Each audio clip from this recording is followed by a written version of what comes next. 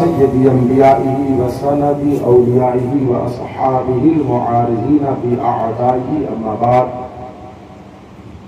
فأعوذ بالله من الشيطان الرجيم بسم الله الرحمن الرحيم ولله العزة ولرسوله وللمؤمنين صدق الله مولانا العظيم وبلغنا رسوله النبي الأمين المتين الكريم ونحن على ذلك لمن الشاهدين والشاكرين والحمد لله رب العالمين. آئیے حضرات، سب سے پہلے اہل سنت و جماعت کے دستور کے مطابق ایک مرتبہ نبی رحمت صلی اللہ علیہ وسلم پر درود شریف کا نذرانہ عقیدت پیش کریں. پڑھیں اللہ رب محمد صلی علیہ وسلم نحن عباد محمد صلی علیہ وسلم صلاۃ و سلام علیک یا رسول اللہ صلی اللہ علیہ وسلم.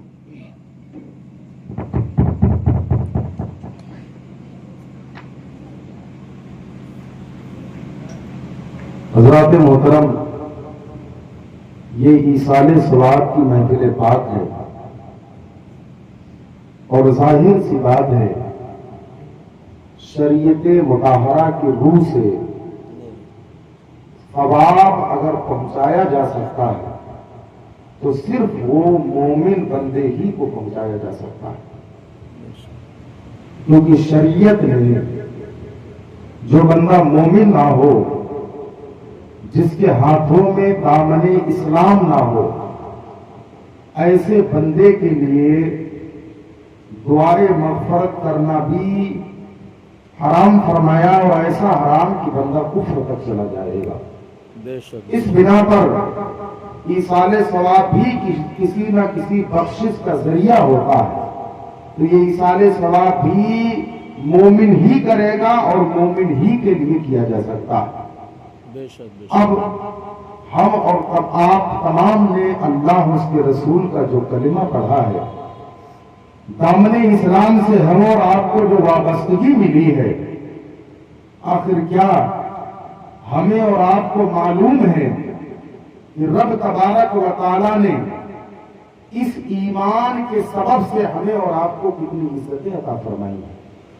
خود اللہ نے اپنے کلام میں ارشاد فرمایا ہے، عزت اللہ کے لیے اور اللہ کی عطا سے عزت اللہ کے رسول کے لیے صلی اللہ علیہ وسلم، اور رسول کے صدقے میں عزت رسول کا کلمہ پڑھنے والے تمام تر مومنوں کے لیے.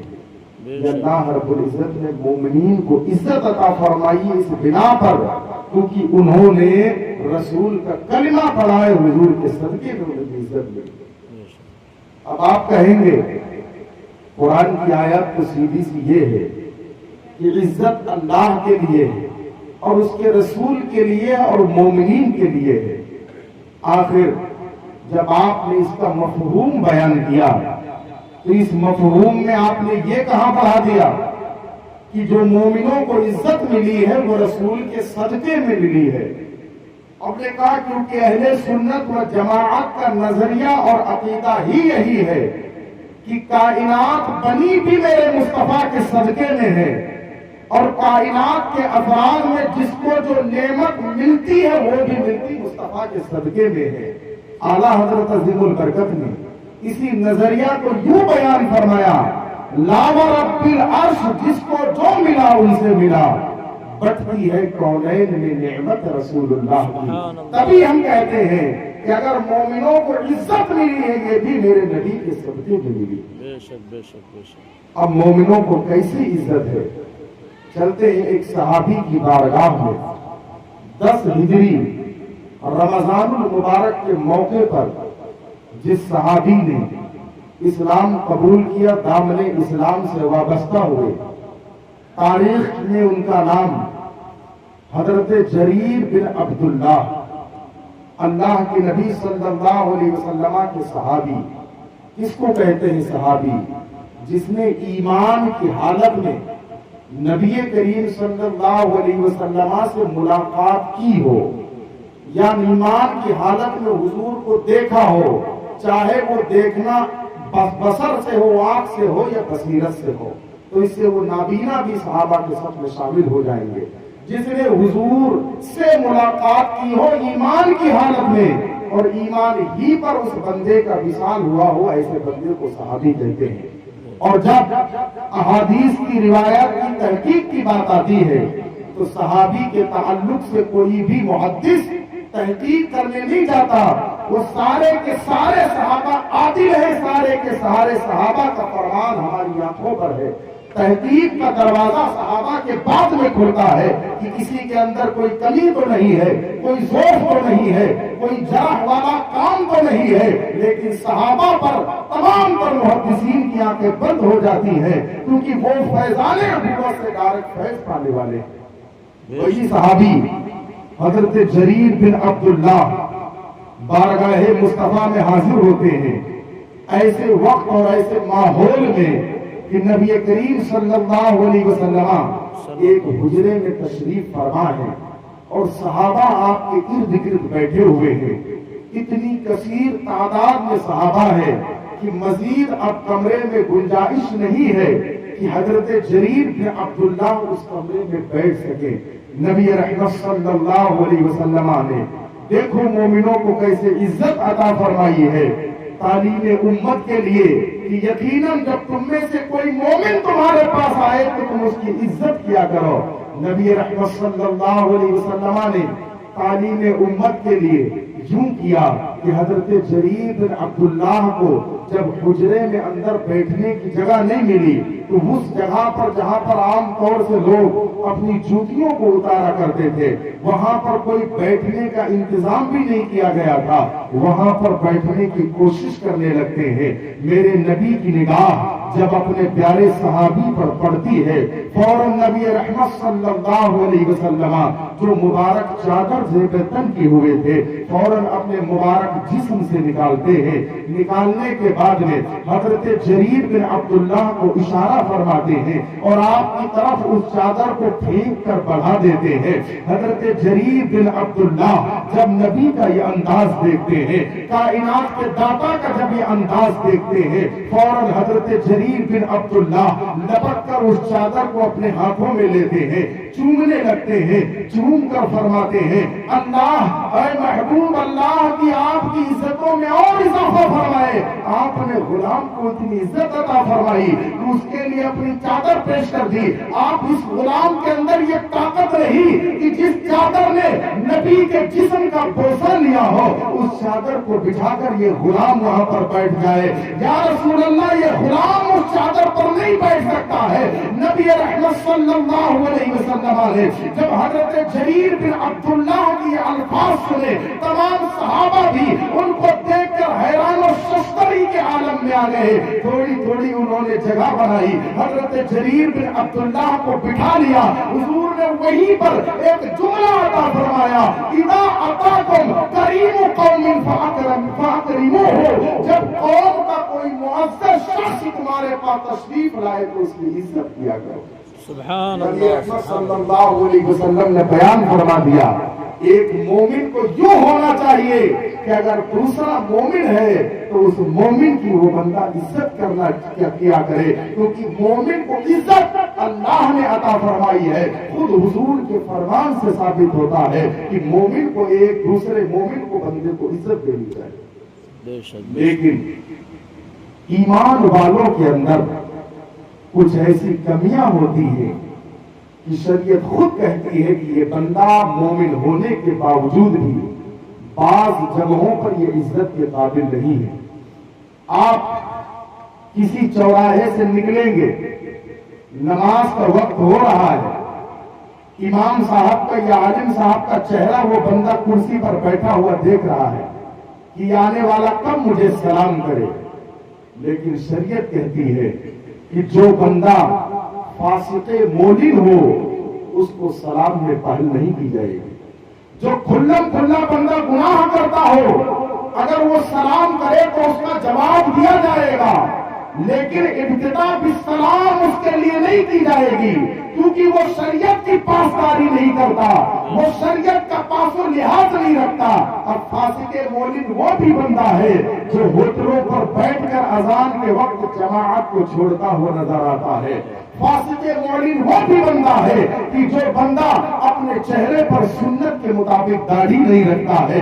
فاسق مولد وہ بھی بندہ ہے جو کھلم کھلا رمضان المبارک کے ماہ میں کھاتا اور پیتا ہوا نظر آتا ہے۔ یعنی ہر وہ کام اللہ نے جس کو فرض فرمایا ہے یا واجب فرمایا ہے یہ شریعت کے مطابق اس کی ادائیگی نہیں کرتا، ایسا بندہ فاسق مولد ہے۔ شریعت کہتی ہے ایسے بندے کو ایک معزز آدمی پہل اس کو عزت نہیں دے گا، کیونکہ جو بندہ شریعت کی پاسداری نہیں کرتا وہ عزت کے لائق نہیں۔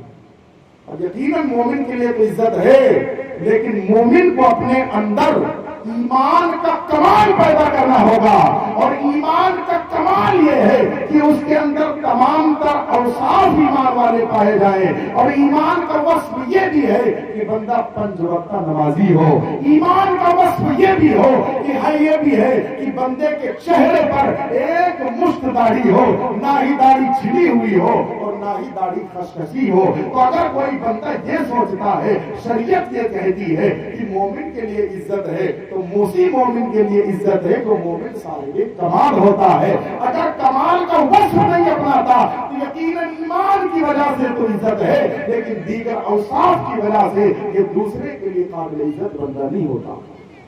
یقیناً آپ چاہتے ہیں کہ میں کسی ہوٹل پر بیٹھا ہوں، کوئی آئے مجھے سلام کرے تو آپ 5 وقتہ جماعت میں بھی حاضر ہو اور اپنے چہرے کو داڑھی سے بھی سکیں۔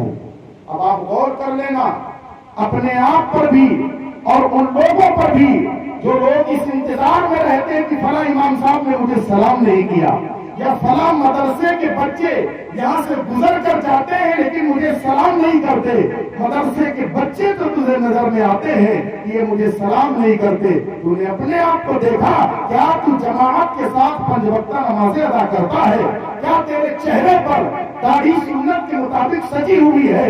اگر داڑھی نہیں سجی ہوئی ہے تو شریعت کے مطابق تو سلام میں پہل کرنے کے لائق ہی نہیں کہ تجھے ابتداءً سلام کی جائے۔ اگر جماعت میں حاضر نہیں ہوتا ہے تو تو اس لائق ہی نہیں کہ ایک معزز عالم دین شرع کا پابند بندہ تجھے ابتدا بھی سلام کرے، کیونکہ تو نے شریعت کی پاسداری نہیں رکھی، اس بنا پر تو عزت کے لائق نہیں۔ اس بنا پر دوسروں کو پر اعتراض کرنے سے پہلے خود بندے کو مسئلہ کا علم ہونا چاہیے۔ حالانکہ اللہ رب العزت نے بڑی مومن کی عزت رکھی ہے، یہاں تک کہ مومن سے جو چیز وابستہ ہو جاتی ہے رب تبارک و تعالیٰ اس چیز کو بھی عزت عطا فرما دیتا ہے۔ صاحب بہار شریعت صاحب بہار شریعت صدر الشریعہ علامہ امجد علی اعظمی علیہ رحمت و رضوان ایک مسئلہ تحریر فرماتے ہیں۔ کیا مسئلہ تحریر فرماتے ہیں؟ بندے کو مسواک کرنا سنت ہے، اور حضور فرماتے کہ اگر مجھے خوف نہ ہوتا فرض ہو جانے کا تو میں ہر نماز سے پہلے بندے کے لیے مسواک کو لازم کر دیتا۔ نبی رحمت صلی اللہ علیہ وسلم مسواک کی بڑی تاکید فرماتے تو اس میں علماء نے بڑے فوائد بیان فرمائے۔ ذہن بھی اس سے تیز ہوتا ہے، دماغ بھی بندے کا اس سے کشادہ رہتا ہے، منہ بھی اس کا بو سے محفوظ رہتا ہے۔ جب تلاوت کرتا ہے تو فرشتے اس کے منہ سے منہ لگا کر اس کی تلاوت سنتے ہیں، اور فرشتوں کو سب سے بری جو بو محسوس ہوتی وہ کھانے کی بو ہوتی ہے۔ اس بنا پر تلاوت کرنے سے پہلے بھی بندہ مسواک کر لے تاکہ جب تلاوت کرے تو فرشتوں کو ایذا نہ ہو۔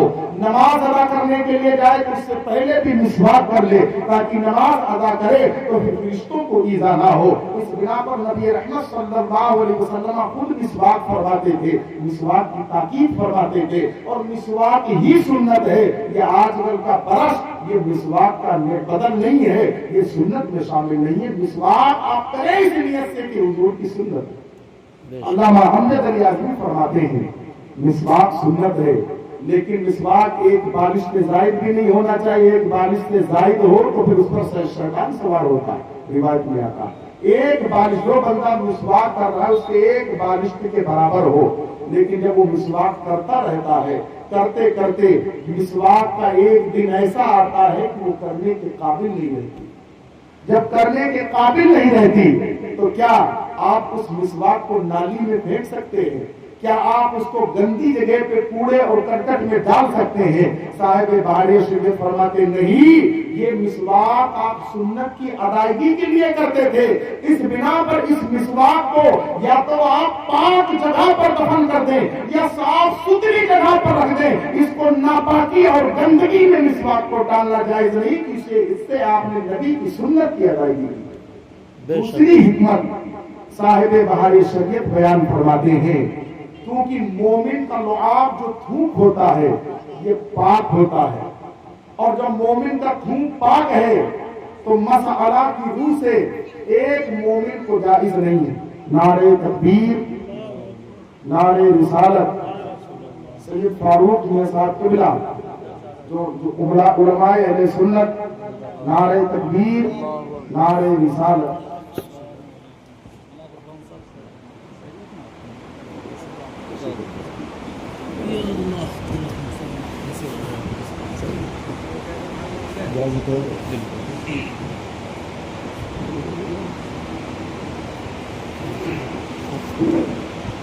جی میں بیان فرما رہا تھا، اللہ نے مومن کو عزت دی، اور اتنی عزت دی ہے کہ مومن کو جس چیز سے نسبت ہو جائے وہ چیز بھی رب تبارک و تعالیٰ کے نزدیک باعزت ہو جائے گا۔ اسی میں سے میں نے بتایا آپ کو، مسواک جب استعمال کے قابل نہ رہے تو صاحب بہار شریعت فرماتے ہیں اس کو گندگی ناپاکی کی جگہ پر نہیں ڈالا جائے گا، کیونکہ اس سے آپ نے سنت کی ادائیگی کی ہے۔ اس کو پاک جگہ پر دفن کیا جائے یا پاک جگہ پر رکھا جائے، ناپاکی کی جگہ پر نہیں ڈالی جائے۔ دوسری حکمت آپ بیان فرماتے ہیں، کیونکہ مومن کا لعاب جو تھوک ہوتا ہے یہ پاک ہوتا ہے۔ یہیں پر چند مسائل آپ سمجھ لیں۔ جب مومن کا تھوک پاک ہوتا ہے تو کسی کو بیت الخلاء میں اب تھوکنا جائز نہیں ہے۔ اگر وہ تھوکے گا تو اس پاک چیز کو ناپاک سے ملا رہا ہے، یہ منع ہے۔ اسی طرح سے وہ نالیاں جن کا بو اور مزہ بدل گیا ہے، اوصاف ثلاثہ میں سے 2 وصف بدل گئے ہیں، عام طور سے جن نالیوں میں گندگی بہتی رہتی جس کا رنگ اور بو اور مزہ بدلا ہوا ہے، ایسی نالیاں بھی ناپاکی کے حکم میں ہیں۔ ان نالیوں میں بھی اگر آپ گٹکا کھا کر تھوکتے ہیں یا ویسے ہی تھوکتے ہوئے آپ نظر آتے ہیں تو شریعت کے روح سے یہاں پر بھی جو لعاب ایک مومن کا پاک تھا اس کو ناپاک چیز میں ملانا لازم آ رہا ہے، تو اب نالیوں میں تھوکنا بھی بندے کے لیے منع ہے، وہاں پر تھوکنا بھی بندے کے لیے جائز نہیں ہے۔ بیت الخلاء میں بھی تھوکنا جائز نہیں ہے۔ ہر وہ ناپاکی کی جگہ پر بندے کو اپنا لعاب ڈالنا جائز نہیں ہے۔ وہی پر آپ بیان فرماتے ہیں کہ جب مومن کا لعاب پاک ہے اور یہ مسواک مومن کے لعاب سے ملی تو اللہ اور اس کے رسول نے جب مومن کو عزت عطا فرمائی ہے، یہی عزت اس مسواک کو مل گئی۔ اس بنا پر، اس نسبت کی بنا پر اس مسواک کو بھی ناپاکی اور گندگی کی جگہ پر نہیں ڈالا جائے گا، بلکہ اس مسواک کو بھی عزت اور عظمت کی جگہ پر رکھا جائے گا۔ بے شک بے شک۔ پتہ چلا اللہ رب العزت نے مومن کو عزت عطا فرمائی ہے، لیکن مومن کو اپنی عزت سنبھال کر رکھنا چاہیے۔ عزت سنبھلے گی کیسے؟ جب چہرے پر داڑھی سجاؤ گے، داڑھی نہ ہو اور سوچو کہ امام صاحب آ کر مجھ کو پہلے سلام کرے تو امام صاحب شریعت کے روح سے آپ کو ابتداءً سلام نہیں کریں گے، کیونکہ آپ فاسق مولن ہیں۔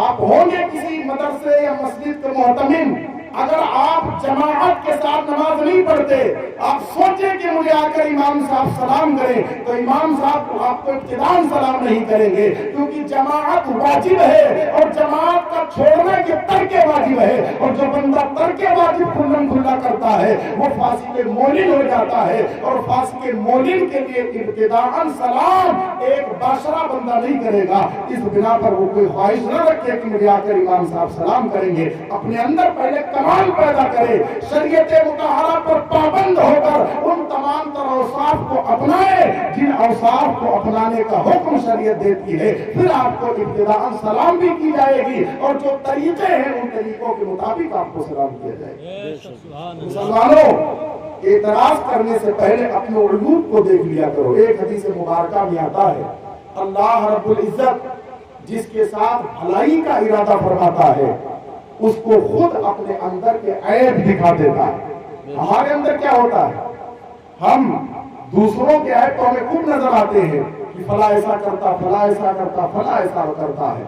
اگر بندہ اپنے عیبوں پر غور کرنے لگے تو دنیا کا ہر ایک بندہ سدھر بھی جائے گا اور اللہ رب العزت کی بھلائیاں بھی اس بندے کو خوب حاصل ہوں گی۔ اس بنا پر اپنے عیبوں کو دیکھیں، اپنے بچوں کے عیبوں کو دیکھیں، بعد میں دوسرے بچوں کو ٹٹولنا اور ان پر تنقید کرنا شروع کریں۔ اپنا اگر ماحول سدھار لیں گے تو انشاءاللہ پورے معاشرہ کا ماحول درست ہو جائے گا۔ لیکن مسلمانوں، عزت صرف مومن کے لیے ہے، اور مومن ہوتا کون ہے؟ مومن وہی ہوتا ہے جو تمام تر ضروریات دینی پر ایمان رکھتا ہے اور ضروریات مذہب اہل سنت کو بھی مانتا ہے۔ ورنہ آج ایمان کے لبادے میں آپ کو بہت سے ایسے نظر آئیں گے، اور ہمارے یہاں کا عام بندہ کیا شریعت یہ کہتی ہے ایک بندہ بہت ٹناٹن سنی ہے لیکن اگر چہرے پر داڑھی نہیں رکھا اس کو بھی ابتداءً سلام نہیں کیا جائے گا، لیکن ایسا بندہ اگر کوئی مصلحت ہو تو پھر وہاں پر کر سکتے ہیں۔ یہاں پر مصلحت علماء ہی پہچانیں گے، جوہلا مصلحت نہیں پہچانتے، مصلحت علماء ہی پہچانیں گے۔ مصلحت الگ چیز ہے، عمومی قاعدہ یہ ہے کہ فاسق کو سلام نہیں کیا جائے گا۔ شریعت تو یہ کہتی ہے کہ مومن اگر فاسق مولم ہو تو اس کو سلام نہ کرو، تو پھر اگر ایسا بندہ جو ہمیشہ کے لیے دوزخی ہو، جس نے معاذ اللہ حضور کے علم کو جانوروں اور پاگلوں کی طرح بتایا ہو اور اس کے ماننے والے لوگ اگر آپ سے ملنے آ جائیں تو پھر ایسے بندوں سے ہاتھ بڑھا کر مصافحہ کرنا، ایسے بندے کو ابتداءً سلام کرنا، ان کو عزت کی جگہ پر بٹھانا، تو مسلمانوں بتاؤ یہ کہاں سے جائز ہو جائے گا؟ یقیناً یہ ایسا کام ہے جب بندہ کسی مومن کو عزت دیتا ہے تو عرش اعظم ہل جاتا ہے، تو اگر کوئی مرتد اور کافر کو عزت دے گا تو سوچو اللہ کی ناراضگی کی کتنا بڑا سبب وہ بنا رہا ہے۔ اس بنا پر مسلمانوں، اللہ کی ناراضگی کا سبب اپنے اندر پیدا نہ کرو اور کسی بدمذہب کو عزت و تعظیم نہ دو۔ ایک مسئلہ لوگوں میں بڑا رائج ہے، اگر کوئی دیوبندی نکاح پڑھا دے تو ہو جائے گا، پر بات اعلیٰ حضرت نے لکھا ہے کہ اگر کوئی پنڈت نکاح پڑھا دے تب بھی ہو جائے گا، اور یقیناً ہو جائے گا۔ اس وجہ سے ہو جائے گا کیونکہ نکاح صرف ایجاب و قبول کا نام ہے۔ ایک بندے نے کہہ دیا کہ میں تجھ سے نکاح کرنا چاہتا ہوں، دوسرے نے یا تو ہے دوسری ہو یا دوسرا ہو، اس نے کہہ دیا کہ مجھے قبول ہے، اتنے پہ نکاح ہو جائے گا، اور یہ کوئی بھی کرا سکتا ہے۔ لیکن عام طور سے ہمارے معاشرے اور عرف میں نکاح اسی سے پڑھایا جاتا ہے جو قابل عظمت اور قابل عزت ہو۔ اب ایک مسلمان کے نزدیک کون ایسا بندہ کہ قابل عظمت ہو سکتا ہے جو معاذ اللہ کہے کہ خدا جھوٹ بول سکتا ہے؟ بولو معاذ اللہ، کیا ایسا بندہ قابل عظمت ہو سکتا ہے؟ کیا ایسا بندہ قابل عظمت ہو سکتا ہے جو براہین قاطعہ میں لکھے کہ حضور کو دیوار کے پیچھے کا علم نہیں؟ بولو معاذ اللہ، کیا ایسا بندہ قابل عظمت ہو سکتا ہے جو اسی براہین قاطعہ میں لکھے کہ حضور کو اردو تو دارالعلوم دیوبند سے آئی ہے؟ بولو معاذ اللہ، کیا ایسا بندہ قابل عظمت ہو سکتا ہے جو اسی براہین قاطعہ میں لکھے کہ حضور کا میلاد منانا یہ کنہیا کے جنم دن منانے کی طرح؟ بولو معاذ اللہ، کیا ایسا بندہ قابل عظمت ہو سکتا ہے تو اسی براہین قاطعہ میں لکھے کہ حضور کو علم غیب پر کوئی دلیل موجود نہیں ہے، شیطان کے علم اور ملک الموت کے علم پر نص قطعی موجود ہے؟ بولو معاذ اللہ، کیا ایسا بندہ قابل عظمت ہو سکتا ہے؟ اب ایسا بندہ اگر نکاح پڑھائے اور آپ نکاح تو ہو جائے گا، لیکن جو شریعت کہتی ہے کہ فاسق مولن کو بھی عزت نہیں دی جائے گی، آپ نے بدمذہب حضور کے گستاخ کو عزت دی ہے، اس عزت کے سبب سے تمہارے ایمان پر کیا اثر پڑے گا؟ کیا اس کا نتیجہ اور ثمرہ تمہیں نظر نہیں آتا؟ اگر ان کی عبارتیں بیان کی جائیں تو کتابوں میں نہ جانے کتنی انہوں نے غلاظت رکھی ہے۔ اچھا یہ کبھی نہیں کہتے کہ ہمارا سنیوں سے اختلاف اس بنا پر ہے کہ ہم نے براہین قاطعہ میں ایسی عبارت لکھی، حفظ الایمان میں ایسی عبارت لکھی، تقویۃ الایمان میں ہمارے عقیدے ہیں، بلکہ سنیوں کو یہ ورغلانے اور بہلانے کے لیے حربے کے چلتے ہیں کہ دیکھو ہم تو 5 وقتہ نمازیں پڑھتے ہیں، یہ نماز نہیں پڑھتے، ایسے کام کرتے ویسے عام کرتے ہیں. یقیناً ہم مانتے ہیں ہمارے اندر کچھ برائیاں آ گئی ہیں ہمارے عام قوموں میں، لیکن برائیوں کو ختم کیا جائے گا. برائیوں کی وجہ سے جو شریعت میں جن کی اصل ہو ان چیزوں کو ختم نہیں کیا جاتا ہے. کوئی دیوبندی اپنے کسی تبلیغی کو، اپنے کسی جماعت میں لے جانے والے کو یہ نہیں بتاتا کہ ہمارا اختلاف اس بنا پر ہے. چند فروعی باتیں، کہیں محفل میلاد کو لے کر، کہیں میلاد میں قیام کو لے کر، کبھی تیجا اور 10واں 40واں اور 20واں کو لے کر لوگوں کے ذہن سازی کرتا ہوا نظر آتا ہے. اور اصل عقائد جس کے اختلاف کو خود منظور احمد نعمانی نے مانا ہے کہ ہمارا اصل اختلاف وہی ہے جو ہمارے عقائد پر اختلاف ہے، فروعیات میں یہ اصل اختلاف نہیں ہے. ایسی باتیں چھپا کر یہ عام لوگوں کو گمراہ کرنے کی کوشش کرتے ہوئے نظر آتے ہیں. اس بنا پر مسلمانوں یہ بات سمجھ لو، ایصال ثواب کے لیے بیٹھے ہو تو یقیناً اگر بندہ ایمان کی حالت میں گیا ہے تبھی اس کو ایصال ثواب کام دے گا. اگر کسی مرتد کے نام سے تم نے فاتحہ پڑھ دی تو خود تمہارا ایمان چلا جائے گا، اس کو تو کچھ ملنا ہی نہیں ہے. اس بنا پر خود اپنا ایمان مضبوط کرو. جب ایمان کے ساتھ تم جاؤ گے تو دنیا کے کروڑوں مسلمان جہاں اپنی میت مرحومہ کے لیے ایصال ثواب کریں گے، مجموعی طور پر پوری کائنات کے مسلمانوں کے نام سے ایصال ثواب کریں گے اور رب تبارک و تعالیٰ اس کے صدقے میں تمہاری مغفرت فرماتا ہوا نظر آتا ہے. آخری بات بتا کر میں رخصت ہو جاؤں گا.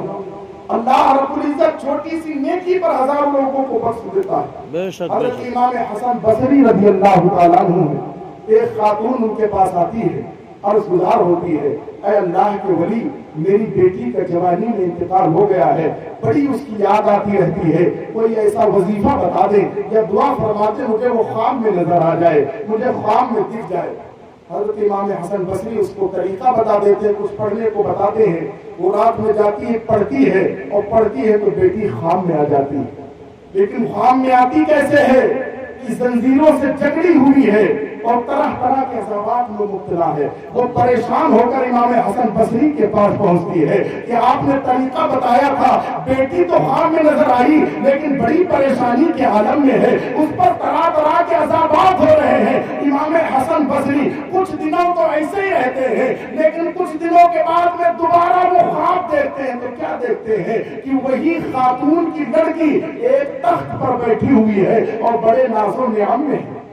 وہ پوچھ لیتے ہیں آخر کچھ دن تو تیری ماں بتا کر گئی تھی کہ تو بڑی پریشانی میں تھی، آخر آج اتنے ناز و نعم میں کیسے ہے؟ وہ لڑکی کہتی ہے کہ سنو، جس قبرستان میں میں دفن تھی اس قبرستان سے ایک مومن بندہ گزرا تھا، اس نے حضور پر درود پڑھ کر قبرستان کے نام پر ایصال ثواب کیا تھا. 460 ہم مردے اس قبرستان میں موجود تھے. اللہ رب العزت نے ہم تمام کے گناہوں کو بخش کر ہمیں عزت و افضائی سے نواز دیا ہے اور ہمیں عظمتیں عطا فرما دی. اسی بنا پر مسلمانوں اہل سنت و جماعت اپنے فاتحہ میں درود بھی پڑھتے ہیں کیونکہ درود کے صدقے میں بھی اللہ رب العزت گناہگاروں کو بخش دیتا ہے. اللہ رب العزت ہم تمام کو یوں ہی خیر کی محافل میں شرکت کی توفیق عطا فرمائے اور ایمان کی حالت میں اور کامل ایمان کے ساتھ، ایمان کے تمام اوصاف کے ساتھ زندگی گزارنے کی توفیق عطا فرمائے. سب سے پہلے میں توبہ کرتا ہوں، آپ بھی توبہ کیجیے. استغفر اللہ ربی من کل ذنب و اتوب الیہ. کلمہ شریف پڑھ لیجیے، لا الہ الا اللہ محمد رسول اللہ وما علینا الا البلاغ. السلام علیکم ورحمۃ اللہ وبرکاتہ.